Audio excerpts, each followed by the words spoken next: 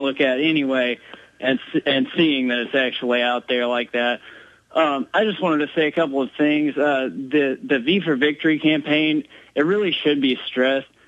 Just like you said just a minute ago, you hit the nail on the head, that it's so unusual for people to be involved at the grassroots level on just a day-to-day basis.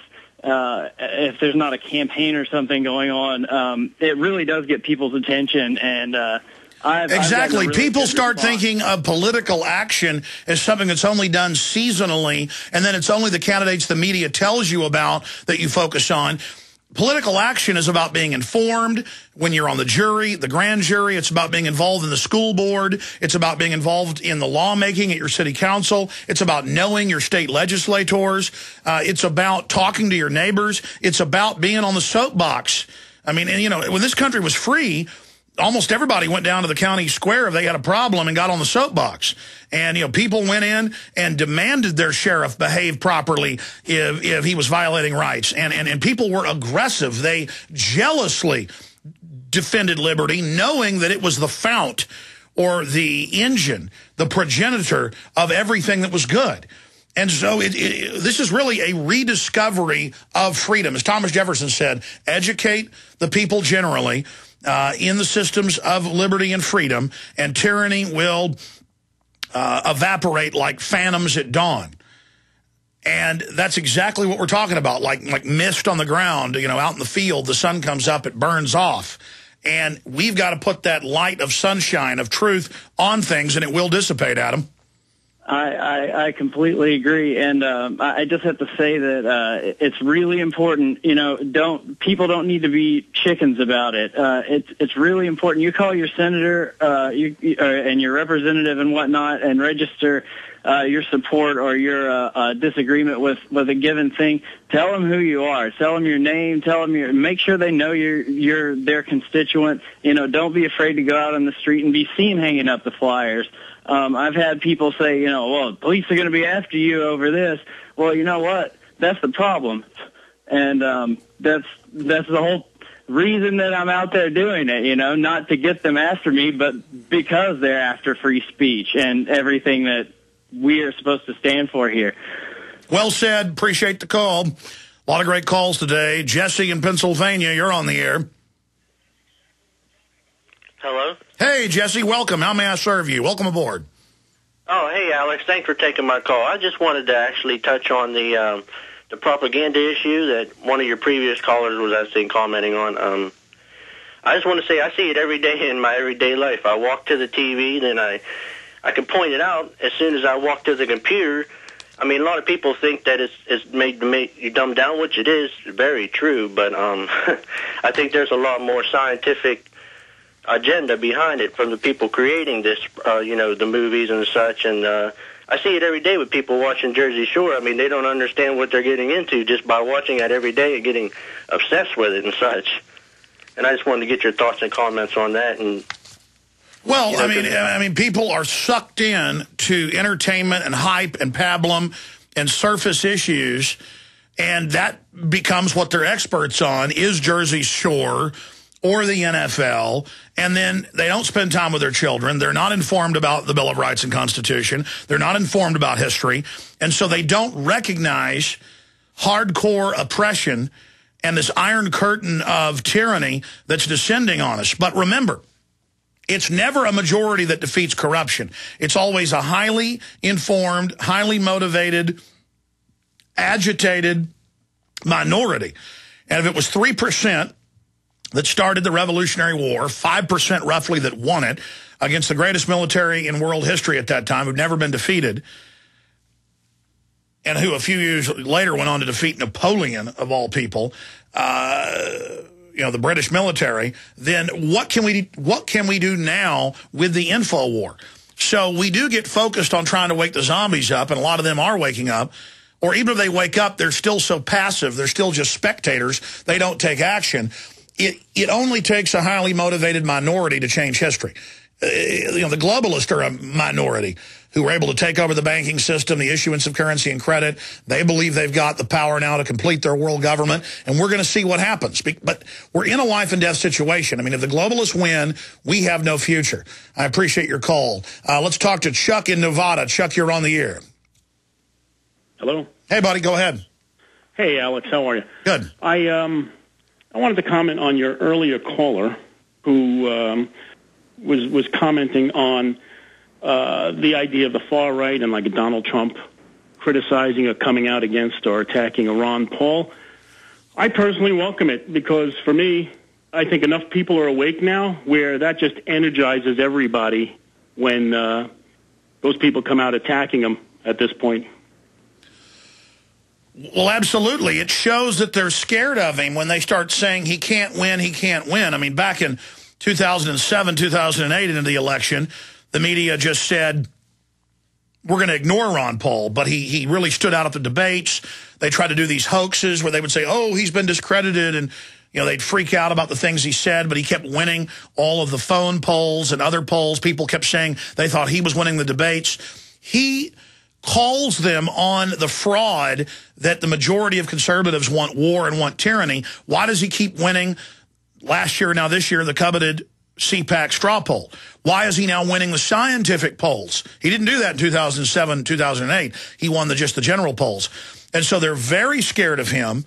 I only wish he was, 5, 10 years younger, but he's in good shape. He's been a very pious person, exercises every day, hardly eats. He truly is dedicated. I mean, he is founding father material. And that's why people demonize him. They demonize him from the mainstream media perspective. They also have operatives in COINTELPRO that demonize him from the grassroots level. As Cass Sunstein, the White House regulations czar, said, the mainstream media is discredited, so the establishment has to pose as alternative media to try to attack the rest of the alternative media to create dissension. Classic COINTELPRO. That's not working, but I'm going to say it again. Ron Paul only loses if he doesn't take the field. If he takes the field and is even defeated, resistance is victory. Look how far he was able to lay all the real issues out 3 years ago in the campaign and then into the election. But in the primaries, he was able to lay out all the issues, and then people kind of said, what are these issues? They never heard them before, a lot of them. We've gone from 3 or 4 years ago, maybe 5% of the public knowing the Federal Reserve was private and that it's the real puppet master, to now 80, 85% or higher wanting to abolish it or audit it in Gallup polls. That's why Brzezinski's freaked out and said for the first time the public actually know who the controllers are. They're not just looking at the front men. And so now he runs again. He's going to run. I mean, it's common sense. He's smart. I'll guarantee you Ron Paul's going to run, barring health problems. And that is an issue. They could do a Hazi Mubarak to him. They could, I don't want to get into different things they can do to him, you can imagine. And he said on this show he knows he's in danger. So pray for Ron Paul. Great points, another great call. More calls straight ahead. Then I'm going to break down a lot of other key news. Hi, this is Alex Jones. Did you know that the global elite are now storing non-hybrid seeds in secret storage vaults near the Arctic Circle? Did you know that in a real meltdown, non-hybrid seeds can become more valuable than silver or gold? It's true, seeds have outperformed even gold and silver before in this country, and it's possible that could even happen again. So our friends at Solutions from Science have put together the perfect mix of non-hybrid seeds.